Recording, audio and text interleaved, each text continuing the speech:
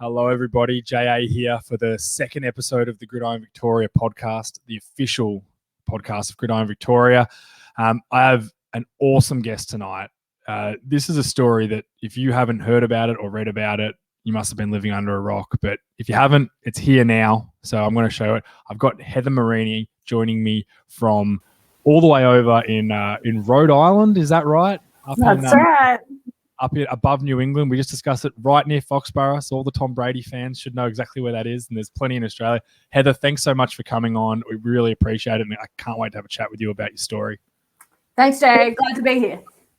Well, look, I think I was going to start from the beginning. And I just think the first question, you're obviously now the quarterbacks coach at Brown University, not the Browns, as I'm very confused. That'd be pretty cool, but Brown University is pretty cool as well. How did you first discover football? How'd you first get into it? Well, actually, my husband, Heather Marini, he was my boyfriend at the time. He played football in Gridiron, Victoria, played for the Monash Warriors since he was 16 years old. And I came down to watch him play. It was, to this day, the longest game of football I've ever seen. Went for about 5.5 hours. There was a penalty on every play. It was freezing. And, no stands, obviously, in Gridiron, Victoria. Some of the fields are out in the middle of nowhere. So I was standing there and I had no idea what was going on. And that was my introduction to the game of football. So, I was lucky enough that I kind of kept going back, even though I wasn't so keen in the beginning, but got taken in by the Monash Warriors and continued on from there. That's obviously Clyde.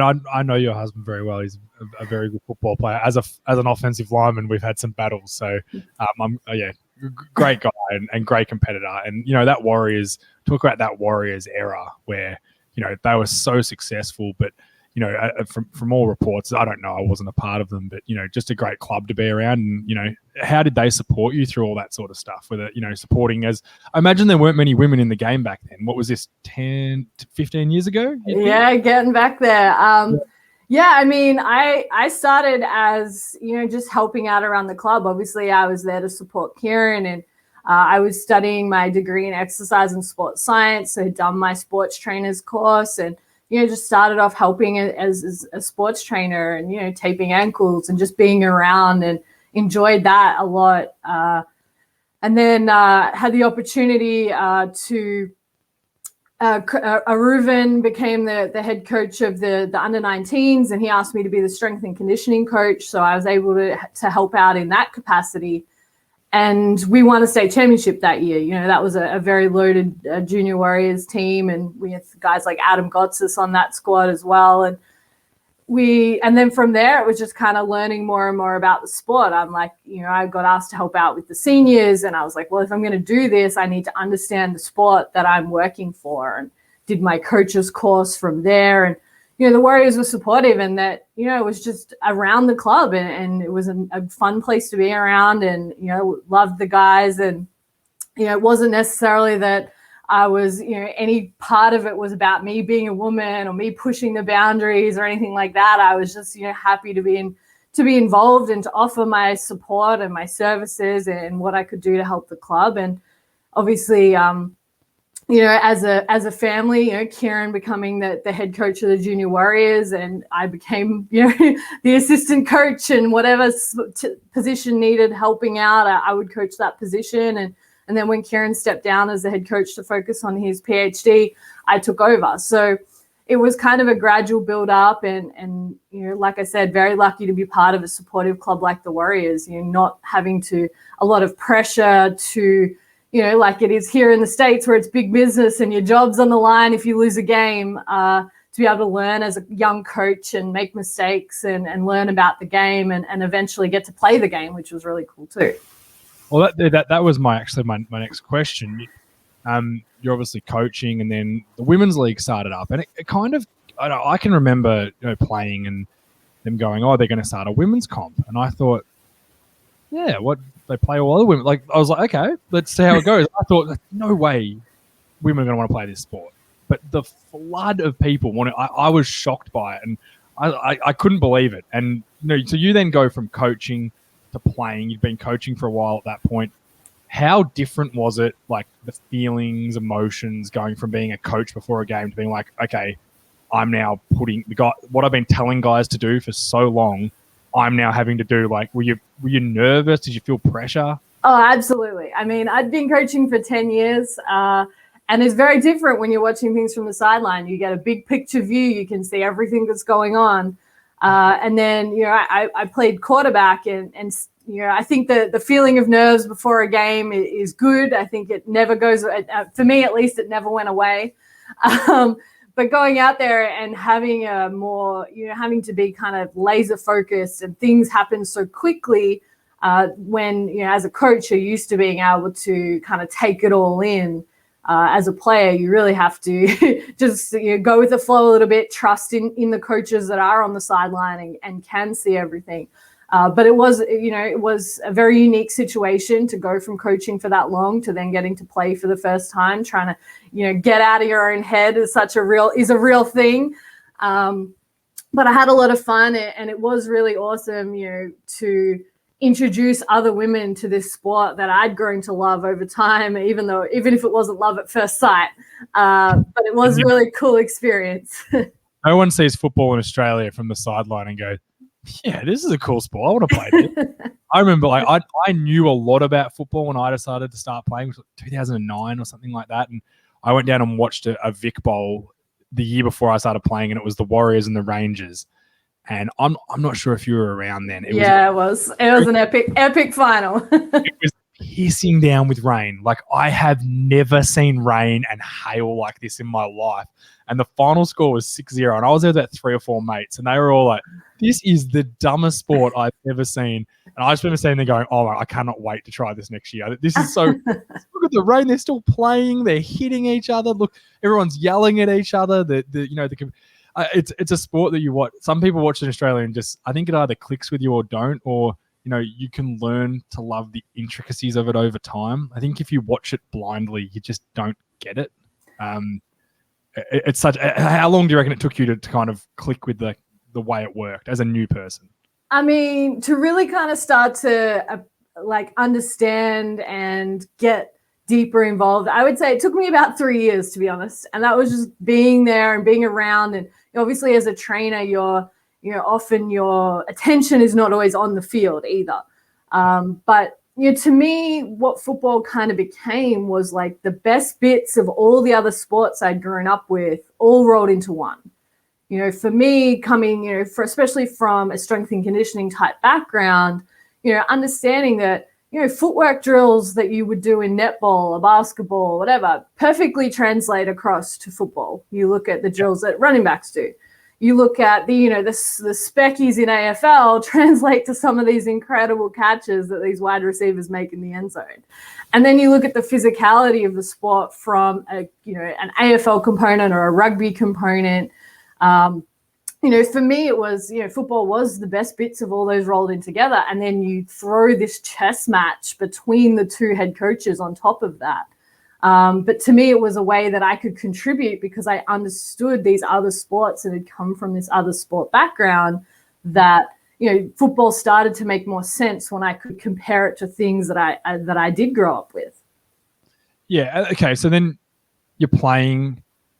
You then go over. So I was trying to find the information on it. I've seen a picture. You've got an Australian flag on your helmet, and it looks like you're at the NFL Combine. That's what it looks like. But I can't find. So do you go over to the States? Is that right?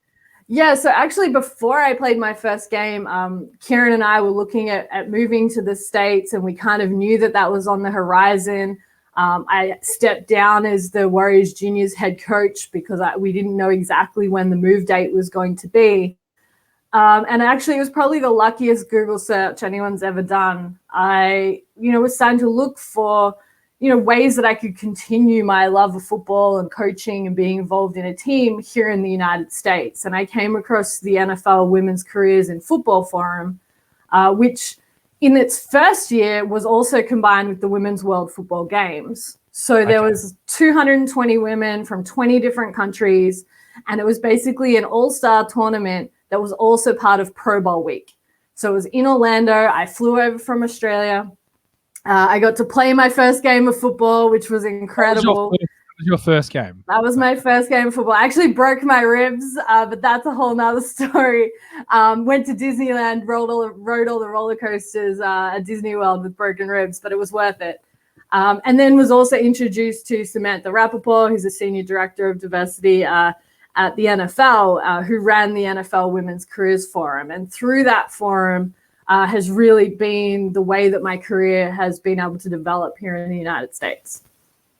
Okay, and then before we get in, because I want to get into your coaching career. First, you go over, obviously, because I've seen the tape from that tournament. You scored a touchdown. I saw it. It was did, a nice yeah. It was went to the outside. It was good. I saw it. It was nice. And then you come back. You had a great rookie year in for the Warriors. They're a big, well, not big, but they're a big semi-professional leagues in the States. Did you think, well, I'm not a bad player? What made you think, all right, I want to go down the coaching route instead of, I want to have a crack at being the player? Honestly, it never kind of crossed my mind that I would continue playing. Like, I think, it's been nice here in the States to see a lot of women's football, but to me, I was in the process of establishing my career. I'd finished university. I was all grown up now. It was one of those things where it's like, all right, I got to get a job. And football in Australia doesn't pay very much. In fact, I think I sunk more of my own money into it than anything else. It definitely pays you nothing. I can promise you that.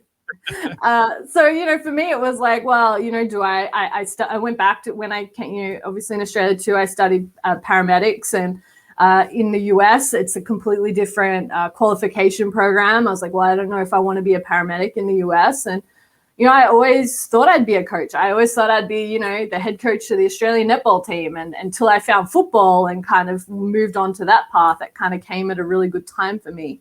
So it was always about trying to, find a job. And it didn't really occur to me that there was no other women working in football at the time, and that it would be such a difficult thing to break into, given that I had felt like I had a lot of experience, and it was a completely new start coming to the US, and I've learned so much since I got here.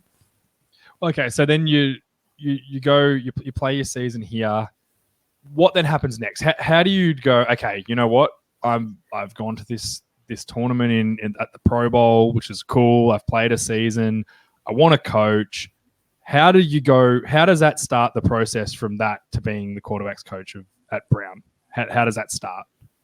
Yeah, so my first 6 months here, I didn't have a work permit. So it was, really about, going to as many football coaches clinics as possible. One thing I learned through the forum is, networks are so important. And it's not so much, they say, everybody says it's, who you know, but it becomes particularly important in football. Obviously, as a coaching staff, you have to have a lot of trust in each other. And so, when people are hiring, they're looking for people that they already have a relationship with, that they know who can come in and do a good job. So going to clinics, I call it kind of my DIY internship year. I met a lot of coaches, and I read a lot of books, and I went and saw coaches that I knew, and they let me come and watch film and go to practice. And I was very fortunate that my husband Kieran works in San Francisco, which is not far from University of California in Berkeley. So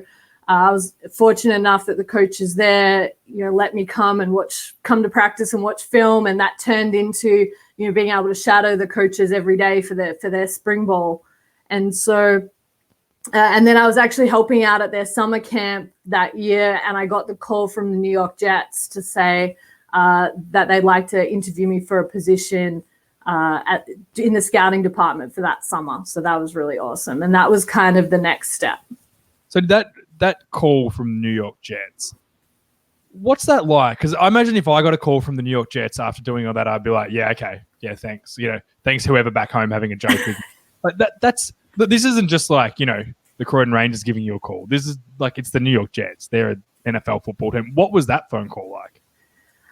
It was awesome. Obviously, at that point, I'd spent a lot of time and money trying to, develop myself as a coach and meet the right people and find my place in this, where Australian experience kind of fits in this traditional pathway of becoming a football coach in the US. And so getting called from them was incredible. I felt, really that, obviously I was excited. It was, it was going to be an incredible experience. But also it was, a reward for effort. It was, I'd been putting a lot of work, and it felt like it was an experience that, I felt like I'd earned. And who was the coach there at the time at the Jets? Coach Bowles was the head coach. Super Bowl champion. Super Bowl champion, Coach Bowles. Yeah, he's an incredible coach, and he was very generous with his time. I was working in the scouting department, so getting to watch a lot of film, learn the language of scouting, which is very different to the language of coaching and the way that you describe players and look at players outside of the systems or programs that they already are in. So that was very interesting and really opened up my eyes. A lot of the back office things that obviously in Australia, you walk out on the field at practice, you walk out on the field to play a game, and there's none of this that's going on behind the scenes. So getting to experience that was very cool. And but Coach Bowles, there was 3 female interns and a male intern in the scouting department. We were all kind of doing the same thing, and he really, took the time when we were on the sidelines to talk to us and explain what was going on and answer our questions. So he's an incredible coach. And how ruthless is the scouting? Because I imagine, as you said before, these are people's jobs on the line. And Todd Bowles eventually ended up getting fired. Now, probably the best thing that ever happened to him is then goes on to become a Super Bowl DC for the Tampa Bay Bucks. But how ruthless are they in that room? Are they nitpicking, looking? Because no one wants to be the person that scouts the bust. How ruthless are those scouting rooms? Yeah, ruthless is probably not the right word that I would use. It's definitely businesslike. I think, I was there for cut day, at the end of the preseason when thousands of players lose their jobs on one day. And it's a difficult situation. I think everybody understands the gravity of what's happening. And no one's happy about it, but everyone is a professional, and that's the key word, is that this is a professional football league. Yes, these are people's jobs. People understand, the players understand this is what I signed up for, and the coaches, it's not a good day for anyone. It's a very solemn experience to be in the building during cut day. Yeah, I can imagine. You see it. We get a lot more insight into it now with shows like Hard Knocks and All for Nothing, all that sort of stuff. So you can see, and a lot of the guys, when they do get cut, they kind of go and go, yeah, look, it's a business. I get it. There's a couple of guys better than me. It's all good. Someone else pick me up, or I'll practice squad. I'll do what I got to do. I think it's the guys that kind of are too emotional that you think, yeah, the NFL is probably not for you. But then on the field, at any level, you probably want that emotion. So how hard is it to adjudicate or, understand a player's, are they going to be businesslike when I need them to be, but also on the field, can I get that emotion and effort out of them as well? Because if you're businesslike on the field too much, it can be a negative. Well, Jay, it's just like you and I walking into work every day. You show up to do the best job you can, and I think players know that too. They walk it, when they're at home with their families, they try to be the best family man they can be, and then when they show up to work, they're there to work. And players do a great job of being able to, part of being a professional football player is being able to put your heart and soul into it when you go out onto the field. That really is part of the job description. Yeah, true. So, yeah, you're right. I think that's a great way of putting it, is when I go to work, which is not in the NFL. So, I guess I don't love it, but you've got to just, strap your boots on and go. It's just how it works. So then you do that are you at the Jets for the whole year? So I got to be at the Jets for a solid 6 weeks. It was all the way through preseason. We got to go to a away game in Philly, which was an incredible experience to travel with the team. As well as the home games, yeah. Except having to go to the Eagles, no one wants to go to the Eagles. So you're at the Jets. You do your internship.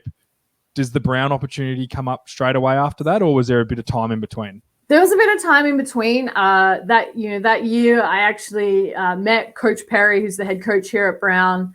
through the NFL Women's Forum, and was able to stay in touch with him. He was the head coach of a scholarship school called Bryant, which is also here in Rhode Island at the time, and just stayed in touch. And again, was all about connections, and the coaches clinic every January the American Football Coaches Association puts on is a huge event, and I was actually there that January, and I was texting and calling the coaches I knew to see if I could catch up for a coffee, or pick their brains and draw a little on the whiteboards that they have around the conference center.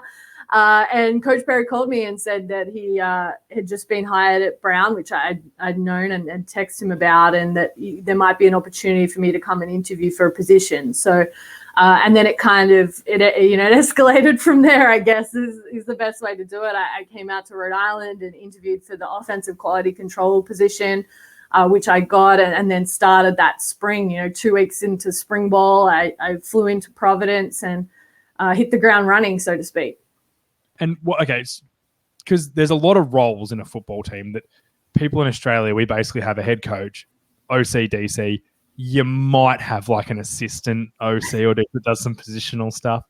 What does a quality assurance? Is that what it is? Quality control coach. Quality control coach. What do they do on a day-to-day basis? What's that role? So the best way I can describe it is like I was the assistant to all the offensive assistant coaches. So in the US, there are rules in college especially about who can interact with the players and the number of coaches that you can have on staff.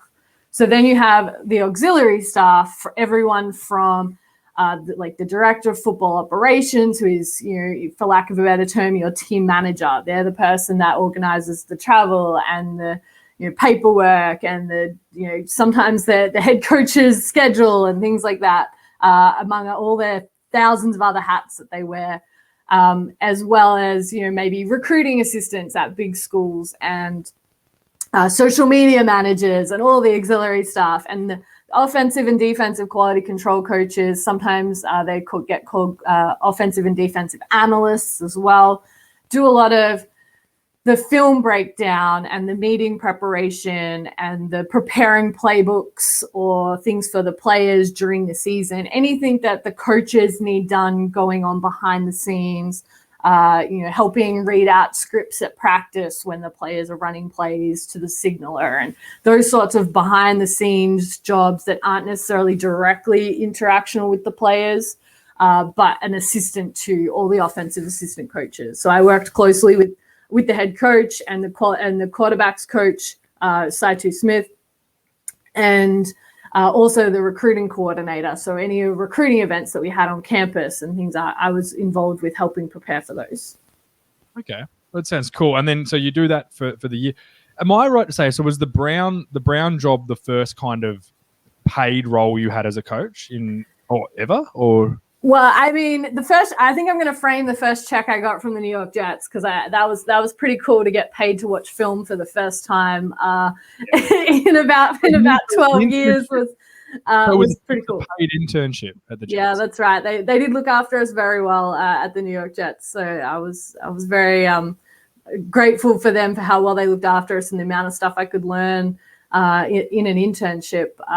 But yeah, I mean, there's for all the time and all the work that I know all the volunteer coaches in Australia put into their teams, to get paid for that, even though it was a very small amount in the beginning, was a surreal experience, because it's something that obviously we all love to do, and we all just trying to do the best for our players. So to turn that from a hobby into a job, I think I'm going to need a new hobby. Is that when because like one of the questions I've got is that when you kind of knew, all right, like I can make a career out of this. Like I can be a football coach. Was it the Jets that that was when it clicked with you that, all right, I can be a professional coach here. I've got a chance. Because I imagine a lot of people go overseas and do what you did, and the opportunities just might not come. And it doesn't mean they're a bad coach, or it's just sometimes they don't. And is that when you kind of thought, all right, this is happening for me. I can work, I can be a coach. Yeah, I think, they say there's two types of coaches. There's coaches that have been fired and coaches that are about to be fired. So I think just part of being a coach is having the ebbs and flows in your job. Like that's part of being a football coach, and that's kind of what we all sign up for. Definitely for me, the first Women's World Football Games and that first forum where, you walk into a room, and for me, I was always used to walking to a room where I was the only woman, and I'm surrounded by male football coaches who have what is normally a relatively clear-cut pathway to the job that they want. They can call their coaches that they've played for in the past, and they have these networks where they can come down and volunteer at the high school that they played at, for example, as a starting point. And I didn't have that, and I kind of was a bit lost in that way. But seeing 220 women in a room who all loved football, I think that was the first turning point for me to say, hey, women really belong in this game, and this is something that there's more than just me, and that this is something that can happen. And then, really it's been a gradual thing, being able to, go from, my job at the Jets to being hired at Brown to being promoted at Brown. Those sorts of things really, give you confidence at every level that you're on the right path, that it wasn't just a one-off, that, like the media says, oh, this is a, PR stunt to hire women in the NFL. Well, no, these women are getting promoted and they're moving on to better jobs and bigger jobs and more responsibilities because, they've earned their place to be there. Well, it's funny because you say, because you get that media, and then you see, again, Tampa Bay, who just won a Super Bowl with 2 female assistant coaches. They're Bruce Arians is the first one to hire them, and he's the first one to win a Super Bowl with them. So I don't think Bruce Arians cares that much about a PR stunt. That's right. I just said, he doesn't want to get fired either. And if he hires someone on a PR stunt and they suck and they do a bad job, and then in return his team's bad because of it, it's such a dumb narrative, and it's certainly getting squashed more and more now. I think you're still always going to have those those older heads that think it. I think it's getting squashed out. And I think there's a lot of people, Jen Welter, who obviously is a big advocate for female coaching, coached the Australian women's team. She was at Arizona with Bruce Arians when he was there too. I guess so. You then get your promotion at Brown. You're now the quarterbacks coach. Is that a big step up? That's, for me, that feels like a big step up from quality coach to the quarterbacks coach. And we all know we can all say what we want, and I'm a former offensive lineman and it kills me, but quarterback's the most important position on the field. Anyone who wants to fight with me about it, you can argue with me, but we all know if you don't have a competent quarterback, you better have everything else perfect around him, because it's not going to work. What's that like, coaching the quarterbacks, and what was the step up like, I guess, from your role? Yeah, I mean, you're right. I think it was a big step, and obviously, being the first, positional coach who's also a female in Division I college football, obviously got a lot of media attention. But really, for me, it was a relatively smooth transition. I knew all the quarterbacks well from having worked in the been helping out Coach Smith with the quarterbacks the year before, and. Coach Perry is a former quarterback, and he was, an incredible quarterback, set all the Ivy League records back in the day. And so he's heavily involved in the quarterback room as well. So they're an incredible group of guys, and I love working with the players. And I think that was the thing that, from the time that I left Australia working with the Warriors to now being the quarterbacks coach, there's a big gap for me where I didn't get to have that daily interaction with players. And when you're a coach, that's, you're there for the players, and it's very hard to, switch off and just do analytics, or, get bogged down in watching film and remember how much you actually love, the interaction on the field and getting to run around with all the guys. So to me, that's, it's been fun. Like, honestly, it's been a lot of fun. And did you have, first, as I just said before, first female positional coach in Division I college history? It's an incredible thing that no one can really, that'll never be taken away from you. You will always be written down somewhere that will be recorded, that's a pretty cool thing. I don't know. I'm sure you think. I hope you think it's cool. Yeah, I mean, it to me, it just is surprising more than anything that this Australian with the wrong accent has come in and been that first person. But, to me, being the first is really, it was something that, I was working towards, and it was a personal achievement for me more than if I felt like this, big media success that everybody was talking about. But it's not really so much important that I'm the first. Like, it's great that I'm the first, but it's kind of now hopefully going to break down barriers for other women to come in. And, teams, football is a kind of ebbs and flows in the way that, different offenses become in vogue and different defenses become in vogue. Well, I'm hoping it's now in vogue to hire women and not limit your hiring process to 50% of the population. You really have to be open to doing the best thing for your team. And if that best thing is hiring a woman to come in and coach the quarterbacks, then that's great. And as I said, I've never been coached by a female before, and I'm sure a lot of college players, as you said, you're the first one. How difficult was it for you to walk into a room as the first female and be like, all right, I'm your coach and I'm demanding respect from you? Because you're dealing with, young men who, I was a young man once, where we can all be morons and a bit silly. Did you get any backlash or anything like that, or like at Brown or anywhere else, like any negative responses, or have it always been pretty positive for you?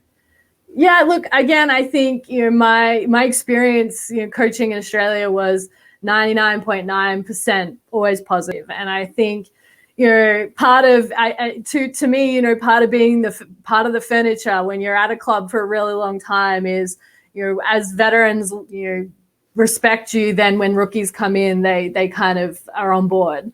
So I was lucky to have that environment at the Warriors.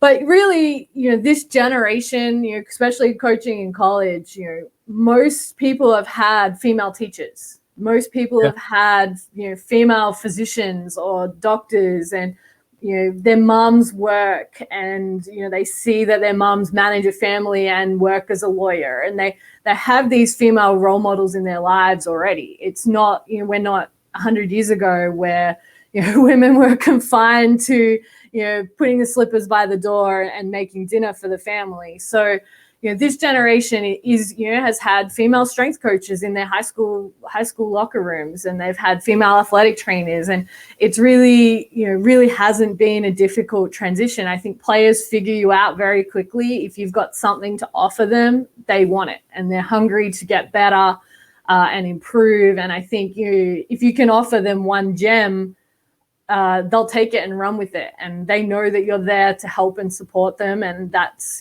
coaching is teaching other than that. So there's no, I really don't think there's, I think it's more stigma from a couch perspective, where people are sitting at home going, gee, I wonder how this would work. But the reality of players' lives is that they interact with women in positions that, impact their daily lives regularly. Yeah, okay. I'm actually really glad to hear that, because I always wondered, and it's something I wouldn't have a problem with in any way. I don't think. I think I said, if you're a player, your coach is your coach. In my opinion, it doesn't matter what you think. You just shut up and do what you're told, and that's it. Lowest level or the highest level. Like, your coach is your coach. I think some people need to hear that message a bit too. So anyone watching, you don't think that way, change your ways a little bit.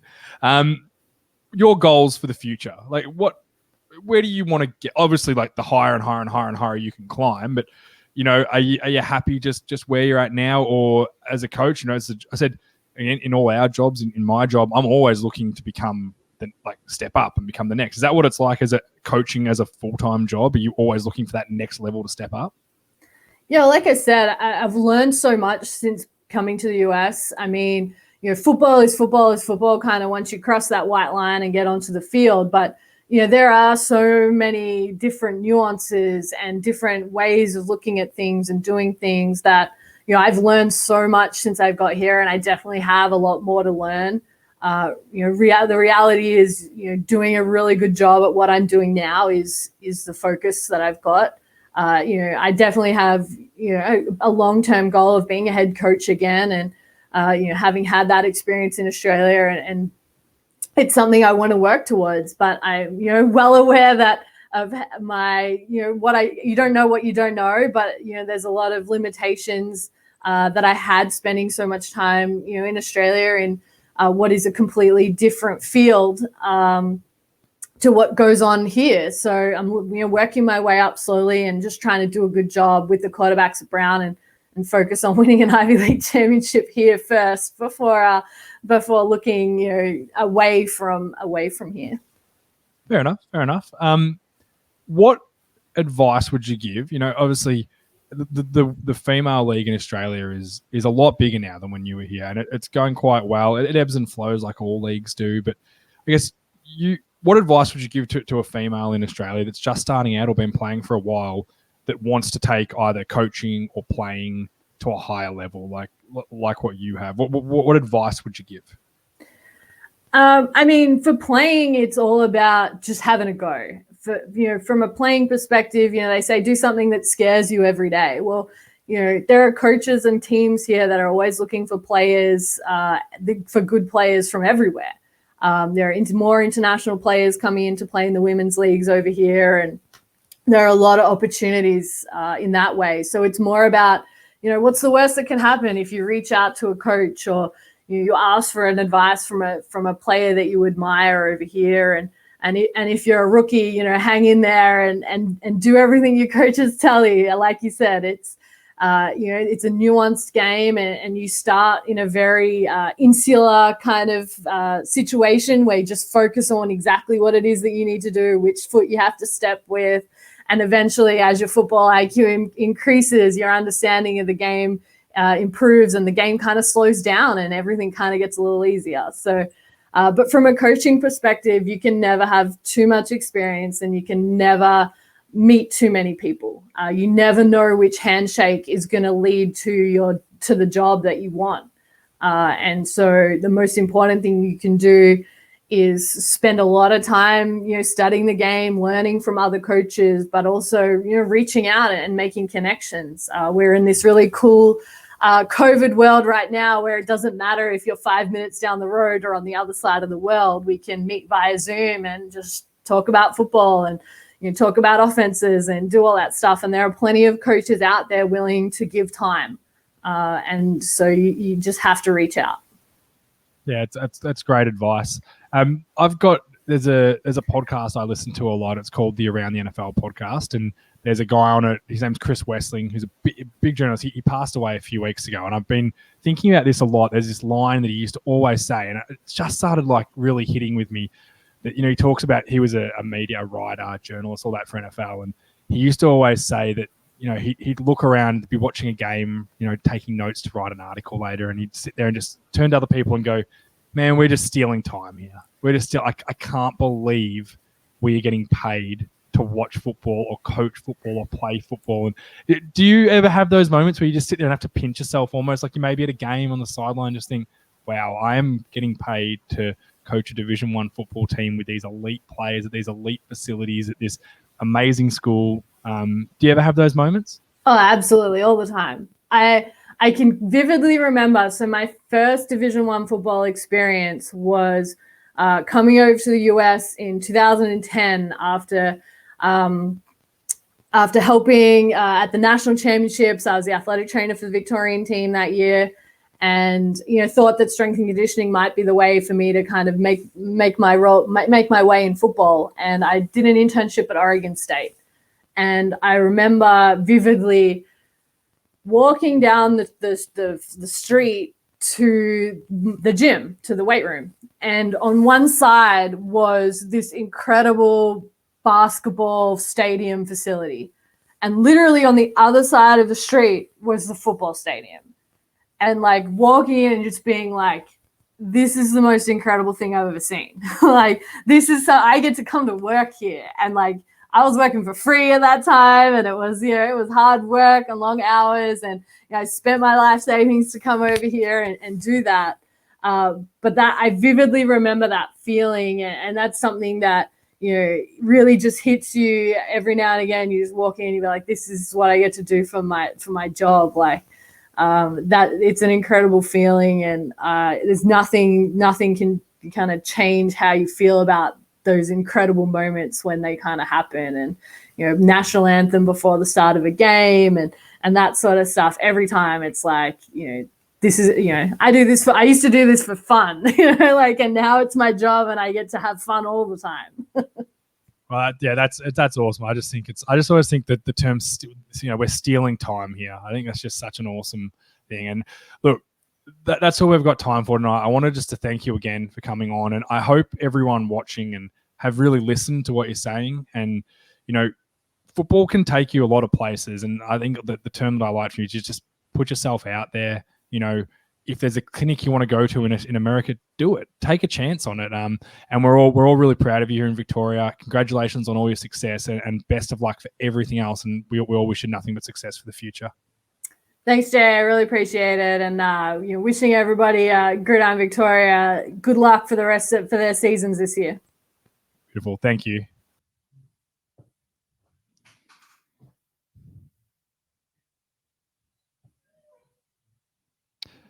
Hi guys. So I just wanted to finish up the podcast tonight. Obviously, it was a late interview with Heather, and thanks so much again to Heather for her time. I think we can all agree it was an incredible story, and really shows where football can take you with a lot of hard work and effort. So people take a lot away from that. I wanted just to thank Scott Ditcham from Onside Kick Productions. You saw our fancy little video at the start of the show. That was done by Scott. Thanks again, mate. It's awesome just to have a little intro for the show, and I was looking at ways to get it done, and you came out of nowhere as you always do and offered, and it's a really cool intro, so I appreciate that. Guys, if you want to hear more podcasts that I myself do, the Vault Studio do an NFL podcast, a fantasy football podcast, and we're just launching a college football podcast as well. So subscribe to this channel, whether you're on YouTube or your podcast, subscribe. It'll come into your feed. We'd love to have more people listening to that as well. But as for the Gridiron Victoria podcast, really enjoying doing it so far. We've got some big things planned.